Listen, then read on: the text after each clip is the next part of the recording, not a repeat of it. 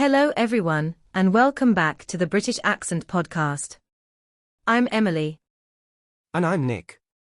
Today's episode is going to be a little bit different because we're focusing on a speaking challenge that many English learners find both exciting and difficult. Yes, the challenge is, can you speak for 1 full minute in English without stopping? At first, it might sound easy, but when you actually try it, you realize your mind goes blank, or you repeat words, or you start hesitating. That's so true. Many learners are confident when reading or writing, but when it comes to speaking, 1 minute can feel like forever. Exactly. And the reason this challenge is so useful is because it pushes you to think quickly in English, without translating in your head, and without worrying too much about grammar. It's more about fluency, flow, and confidence. Right. In fact, this exercise is used by English teachers and public speaking coaches all around the world. It's like training your brain to keep going, even when you feel nervous or unsure. So in today's episode, we're going to talk about how you can practice this challenge, what kind of topics you can use, and how it will help you improve your English speaking skills. And maybe, we'll even try a little 1 minute challenge ourselves, just to show how it works. Perfect. Let's start by talking about why 1 minute feels so long when you're speaking another language. So, Emily, why does 1 minute feel like such a long time when someone is speaking English as a second language? Well, part of it is pressure. When you know you're being timed, your brain suddenly feels like it has to perform perfectly. You start worrying about grammar, vocabulary, and pronunciation, and that makes you pause more. That's a good point. And sometimes, learners don't realize how much they rely on short answers. In normal conversations, if someone asks, "What did you do yesterday?" you can just say, "I studied," or "I went shopping." That's only a few seconds. But in this challenge, you have to stretch your answer and keep going. Exactly. You can't just give short replies, you need to add details, explain your thoughts, and maybe even tell a mini story. That's why it's a great exercise, because it pushes you to use more words than you normally would. And another reason 1 minute feels long is because of silence. When learners get stuck, they stop for 3 or 4 seconds, and in their mind, it feels like forever. But in reality, a pause is natural, even native speakers pause. Yes, and that's really important to remember. The goal is not to speak like a robot, with 0 pauses.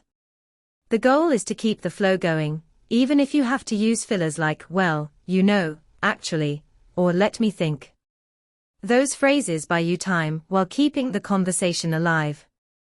I like that, using fillers as a strategy. And another strategy is choosing topics that you already know well. For example, it's easier to talk for 1 minute about your favorite food than about a complicated subject like climate change. Definitely. When you practice this challenge, start simple. Talk about your family, your city, your hobbies, or your daily routine. Later, you can move on to harder topics, but at the beginning, make it easy for yourself. And what usually happens is, after learners practice this for a while, 1 minute doesn't feel so long anymore. In fact, they can go for 2 minutes, then 3 minutes, and before they know it, they're having full conversations in English without stopping. Yes, it's like building a muscle. The more you practice, the stronger your speaking ability becomes. All right, Emily, I think it's time we actually show how this works. Let's try the 1 minute challenge ourselves. Great idea. Why don't you go first, Nick? I'll give you a topic, and you try to speak for 1 full minute without stopping. Okay. I'm ready. What's the topic? Your topic is your favorite food. Go. All right, my favorite food has to be pizza. I know it sounds simple, but I could eat pizza almost every day and never get tired of it. What I love most is the variety. You can change the toppings, the crust, the sauce, and every pizza feels different. For example, sometimes I want something classic, like a margherita with just cheese and tomato, but other times I like more adventurous flavors, like barbecue chicken or even seafood. Another reason I love pizza is that it's so social. You hardly ever eat pizza alone, usually, you share it with friends, maybe at a party or even during a quiet night in while watching a movie. Also, pizza is connected to my childhood, because every Friday night my family used to order a big pizza, and we'd all sit together and enjoy it. For me, pizza isn't just food, it's comfort, it's memories, and it always puts me in a good mood. Anne, time. That was exactly 1 minute, and you didn't stop once. Well done. Thank you. And honestly, it didn't feel too difficult, because I picked something I know a lot about. Yes, that's the key. You were able to add details, share memories, and explain why it's important to you. That's how you stretch a short answer into 1 minute. Okay, now it's your turn, Emily. Let's see if you can do it.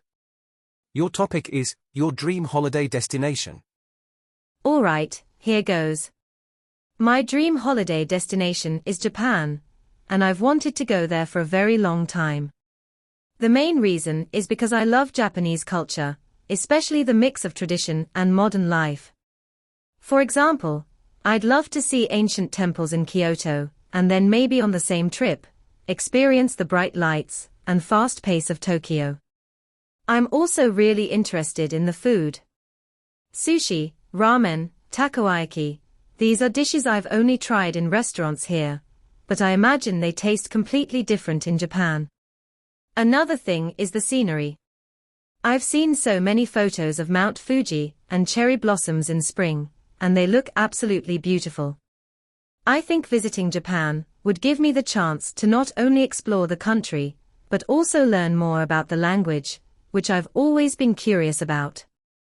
It's definitely at the top of my travel list, and I hope one day I can finally make that dream come true. And 1 minute. Nicely done. That flowed really well. Thanks. Honestly, it helped that it's something I've thought about before. That made it easier to keep talking without running out of ideas. Another trick that can help you when you're trying to speak for a minute without stopping is to give yourself little anchors. For example, if the topic is my favorite food, you don't just say, I like pizza. That's too short. Instead, you can break it down into small pieces, what it looks like, what it tastes like, when you usually eat it, who you eat it with, and maybe even why it's special to you. Suddenly, you've got so much more to say, and the minute doesn't feel so long. Exactly, Nick. I like to call that the expansion method. You take a simple idea, and then you expand it step by step. It's like when you play with building blocks. You don't just have one block, you stack more on top, and before you know it, you've built a tower.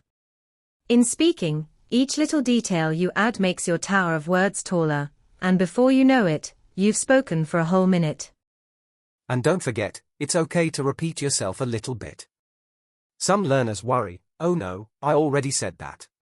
But think about it, when we talk naturally in conversations, we repeat ideas all the time, just in slightly different ways. So if you feel stuck, rephrase what you just said, maybe with a new example. That way, you keep the flow going without feeling the pressure to invent something completely new every second. That's a really good point. Also, think about connecting ideas with simple linking words like, and, because, but, so, then. These are your best friends when you want to extend your speaking.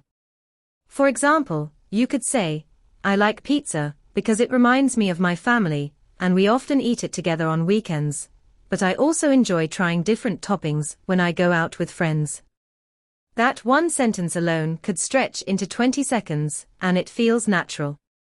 Yes, and once you practice that linking skill, you'll realize you can keep talking almost endlessly. It's like creating a little chain, each word connects you to the next idea, and the conversation just keeps moving forward. Let's try giving our listeners a mini challenge right now. Imagine your topic is my daily routine. Start with the morning.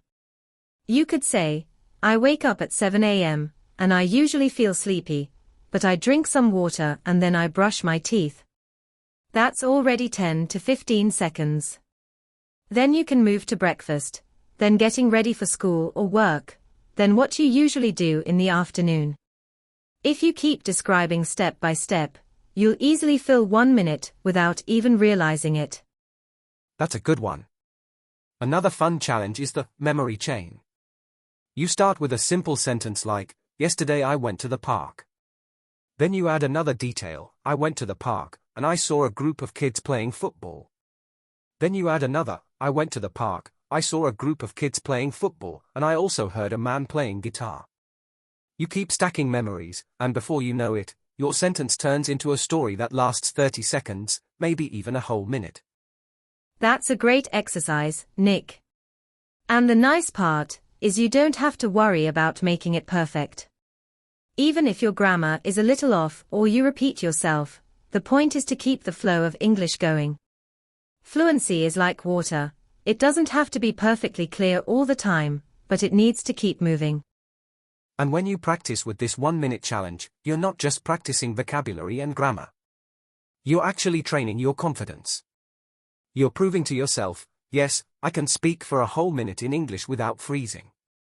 And when you achieve that, you'll notice it becomes much easier to join conversations, because 1 minute of talking feels natural instead of scary. I think this challenge is one of the simplest, but most powerful ways to grow in English. Just 1 minute a day can make such a difference.